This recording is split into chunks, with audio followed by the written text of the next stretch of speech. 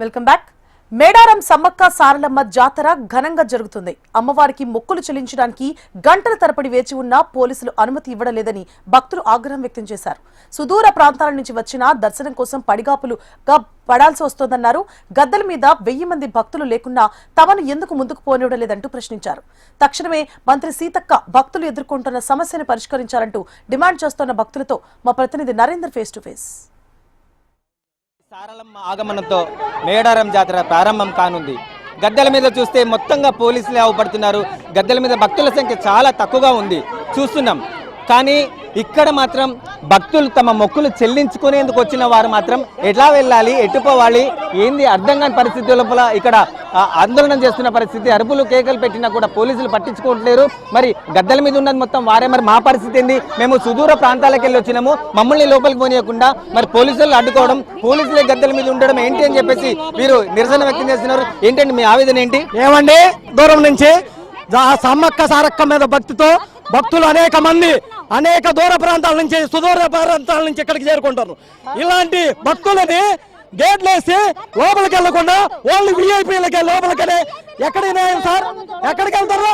భక్తులకే only భక్తులకే లోపలికి రానియకుండా only పోలీసులు పెట్టుకొని కావల పెట్టుకొని సామాన్య భక్తుల్ని లోపలికి రాని విధానం ఈ దేశంలో ఎక్కడుంది? ఈ విధానం చెప్పండి సార్.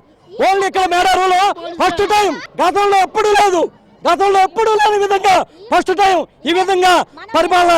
మరి ముఖ్యమంత్రి గారు ఇవి తెలిసి జరుగుతున్నాయా, లేక ఇక్కడ ఎమ్మెల్యే అయిన సీతక్కకు తెలిసి జరుగుతున్నాయా లేదో తెలియదు. కానీ ఇలాంటి విధానాన్ని సామాన్య భక్తులు ఖండిస్తున్నారు. ఈ విధానం అనుకొని గేట్లు ఓపెన్ చేస్తే సామాన్య భక్తులు దర్శనం చేసుకుంటారు. ఇలాంటి విధానం కొనసాగిస్తున్న వీళ్ళని ఏమనాలో మరి ఒక వ్యక్తి కింది స్థాయి అధికారులు మాకు తెలియదు అంటారు. వాళ్ళు ఇన్ఫర్మేషన్ చేయాలా? సామాన్య ప్రజలు చెప్పింది ఇలా జరుగుతుంది, ఈ పోలీసులు భక్తులు ఇబ్బంది పడుతున్నారని ఇన్ఫర్మేషన్ చేయాలా? ఎంతో సుదీర్ఘ ప్రాంతాల నుంచి వచ్చిన ప్రజలు లోపలికి వెళ్లకుండా గద్దెల దగ్గరికి వెళ్లకుండా బయట నుంచి ఎలా వెళ్తారు? 2 గంటల నుంచి మేము విజయవాడ నుంచి వచ్చామండి. చాలా దూరం నుంచి వచ్చాము. గత 20 ఏళ్ళగా వస్తున్నాను. ప్రతి 2 సంవత్సరాలకు ఒకసారి అమ్మవారి భక్తితో చాలా మంది మేము 60 మంది వరకు వస్తున్నామండి. ఈ గత ఇన్ని సంవత్సరాలుగా ఎప్పుడూ లేదు ఇలాగా గద్దెల మీదకి వెళ్ళకపోవడం. ఈ సంవత్సరమే ఇలా జరుగుతుంది.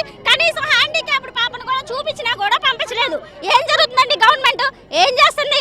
మీడియాలో మాత్రం బాగా చేసాము, వైరల్ చేస్తున్నారు. మేము డెవలప్ చేసుకుంటే ఎలాగండి? సామాన్య భక్తులకి కావాల్సింది ఏంటి? అమ్మవారి దర్శనం కోసం వస్తాం. మేము అమ్మవారి ప్రసాదం కోసం వస్తాం. అదే అమ్మవారికి మేము వడిబియ్యం ఇచ్చుకోవాలండి. వడిబియ్యం ఎక్కడే ఉన్నాయి? మేము ఇదిగోండి మా చీర జాకెట్ అమ్మవారికి ఎక్కడ ఇవ్వాలి మేము? అదే ఈ రోజు రేపటి నుంచి జాతర జరుగుతుంది. ఈ రోజు నుంచే మీరు ఇలా పకడ్బందీ చేస్తే మేము ముందుగా వచ్చిందే అమ్మవారిని దర్శించుకోవడానికి. రేపు నుంచి రష్ గానే ఉంటుందండి. మీరు క్లోజ్ చేసినా మేము ఇట్లా అనుకో. ఈ రోజు ఎందుకు మమ్మల్ని పంపించట్లేదు? మేము ఇంతమంది ఎందుకు ఆగిపోయాం? చిన్నపిల్లలు ఇగో హ్యాండిక్యాప్డ్ పాపను చూపించాం, అయినా కూడా 3 గంటల నుంచి అటువైపు తిప్పుతున్నారు, ఇటువైపు తిప్పుతున్నారు, అన్ని వైపులు తిప్పుతున్నారు. మేము ఎవరికి చెప్పుకోవాలి? ఇదేనా మెయింటెనెన్స్? మేము విజయవాడ నుంచి వచ్చామండి. విజయవాడకి వెళ్ళి వచ్చినా మాకు ఇబ్బంది.